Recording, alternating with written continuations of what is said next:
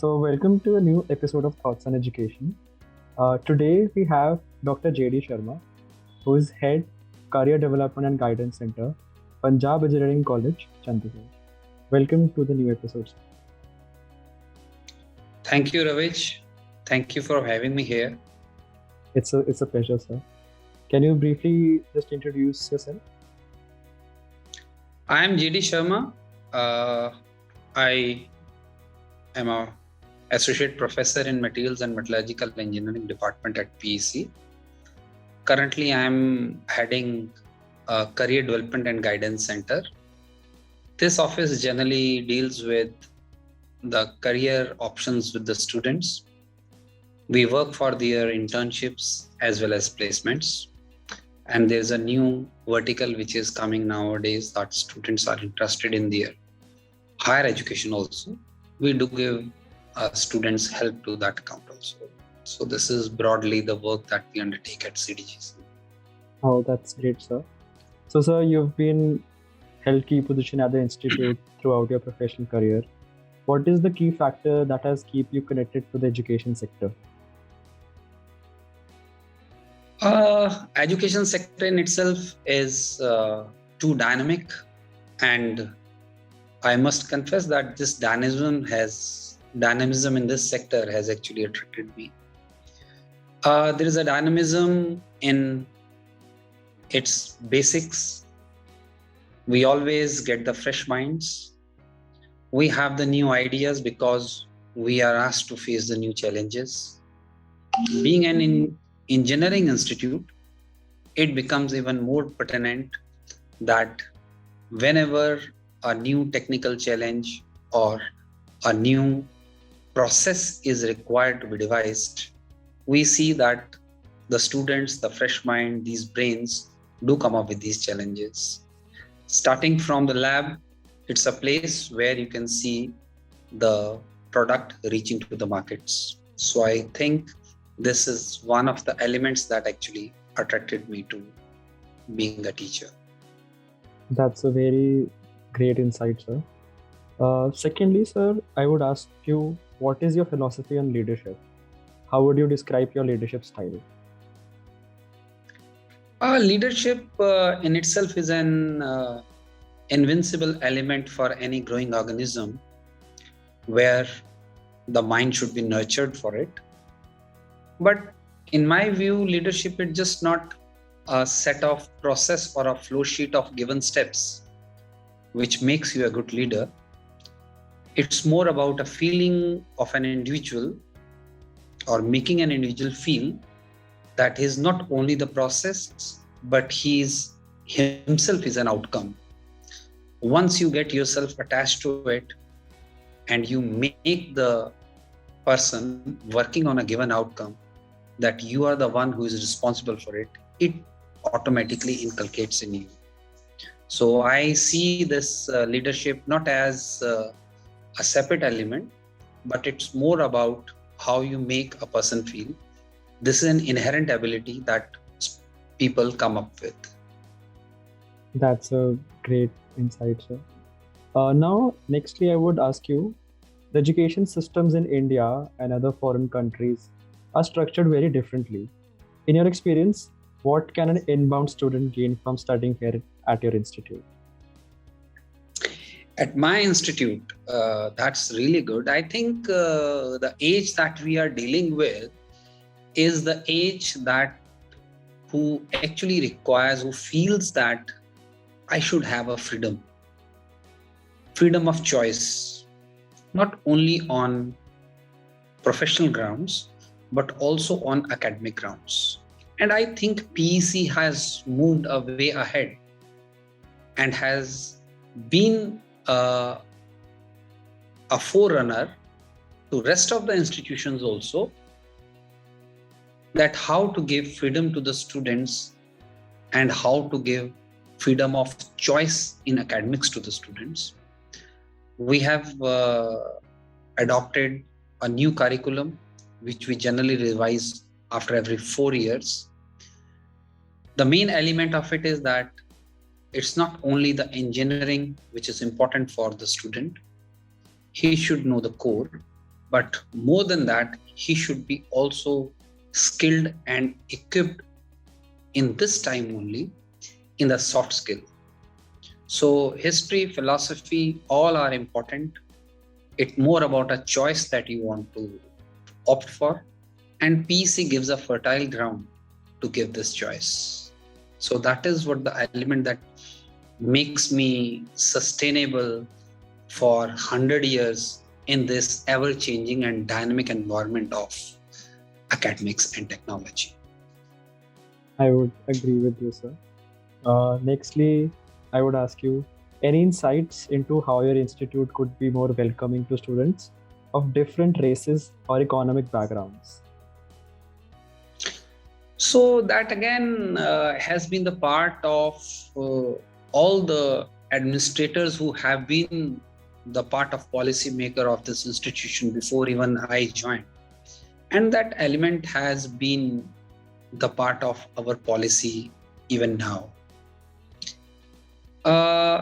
You see that we get the brightest of the student through JEE mains merit list, and that is beyond the geographical backgrounds of local areas, maybe North India. We get the students from all over India. Having our stature of 100 years, we have been well known in the engineering communities, and our laurels, our alumni has made our presence felt in every part of the world. In addition to it, I think nowadays there is more stress on assimilating students, not from within India, but from abroad also. But from last so many years, we have been inducting the DASA students into the foray of undergraduate courses. So the interest of the international students is also increasing. In addition to that, I think all over India, if you really want to attract good talent, then you need to give some subsidy or give some scholarships to the student that we generally provide. We have got a large bunch of alumni who are generous enough to initiate the scholarships. Our Dean Alumni and International Relations actually work aggressively that how this education can be made more affordable to maximum number of people. So I think the geographical background, we break by our talent and the reputation that we have. Economic hindrances that few people may face, we generally are very, very generous in offering the scholarships. But the idea is that you should have that niche in you that you make you eligible and make you stand out for some specific scholarships or the freeship schemes. Definitely, so that's sir. the basic idea through which we actually attract the students. Definitely, sir. Nextly, I would ask you, what do you think are your roles and responsibilities to the university and to the students? It's a broad question. So basically, I can categorize it in 2 or 3 aspects. First role of mine in an institute is as an academician. So my role goes more for the teaching and learning processes.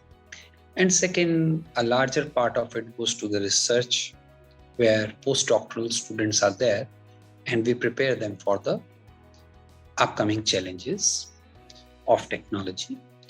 So the second is some administrative responsibilities that institutions generally have.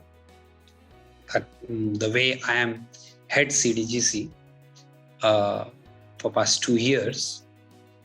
So faculty used to do such duties. This is one of them. There are a lot many duties, being a dean or associate dean, or maybe associated with student welfare offices. And third is basically the responsibility that lies larger to the society and to the industry, that we generally cater through some of consultancies, some of the projects, and sometime housing some technical session for the industry so that they can be updated by the new processes and characterizations or new technologies which are coming up. We generally give them the insight that what is coming up in the market. This is for basically the society. So broadly, our role emphasizes these three areas. That's nice. That's great, sir. Nextly, I would like to ask you, when you first came to PEC, what was your vision for the university and how far has it evolved over time? Yes, that's great. I really do not know what came to my mind when I came to PEC. But yes, rather, I came from industry after a very short period there.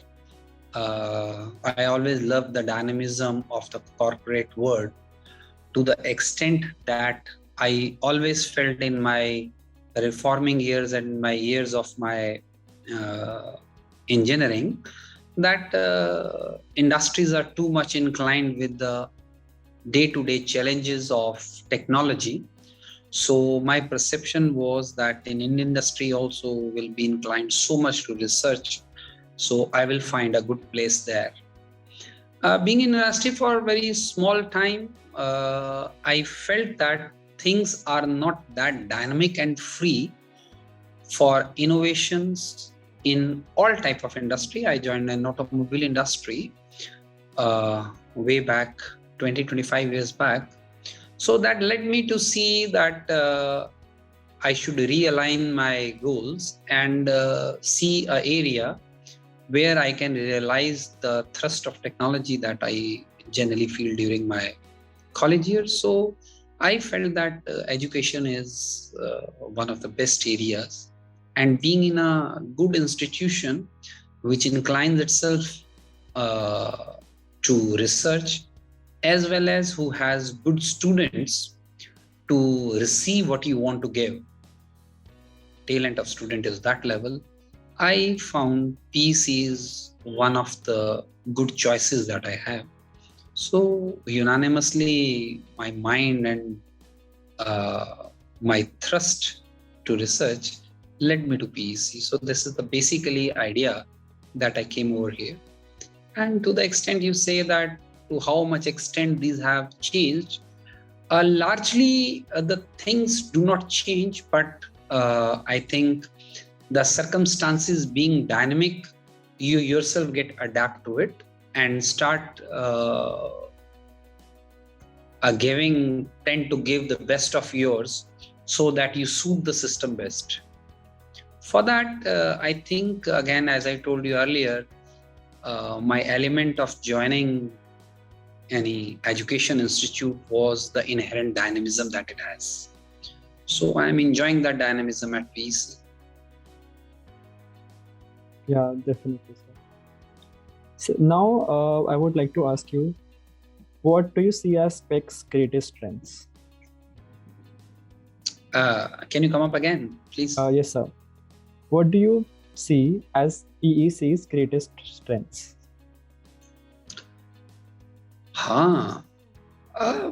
PEC or any institution of the caliber that we have in the country or in the world, I think there are two basic elements that governs these. First, the talent pool that you have. This talent pool basically consists the students as well as the faculty. So at PEC, I think the student pool is really very talented. We continue to get top rankers to all over India, from all over India. We do appreciate that there is a local talent that is desired. We have a 50% seats allocated for UT pool, but rest 50% is actually being allocated all over India. So the talent pool that we get is really very bright. That's one of the strengths. Other is the faculty. Our faculty is enormously hardworking, and they have been involved in numerous research projects and cutting edge technologies which are a requirement of the industry nowadays. By this matter, we attract a lot of industries to sign MOUs with us. They come up with the collaborative work. They also come up with some projects or consultancy that we generally undertake. So our basic strength comes from our faculty and the students. The second basic element for any institution to work continuously and perform for such a long time as PEC is doing is the transparency in governance. So from the college, we turn to be a deemed university. So merely from a teaching institute, we turn to be a research institute, research-oriented institute. And we adapted that transformation very gracefully and with the help of the transparent system that we adopted as the governing board. In that aspect, I think we have got all the liberties and transparencies which are required to be a good institution. And lastly, I think the thing that works the best for any of the institution is the participative decision making. I think starting from the student level, employee level, faculty level, we have participation from all spheres in major decision making of the institution. I think that plays a basic role for the standards that we have today. Definitely, sir. So, thank you for being part of this interview. Thank you, Ravij. Thank you for keeping me here. Thank you.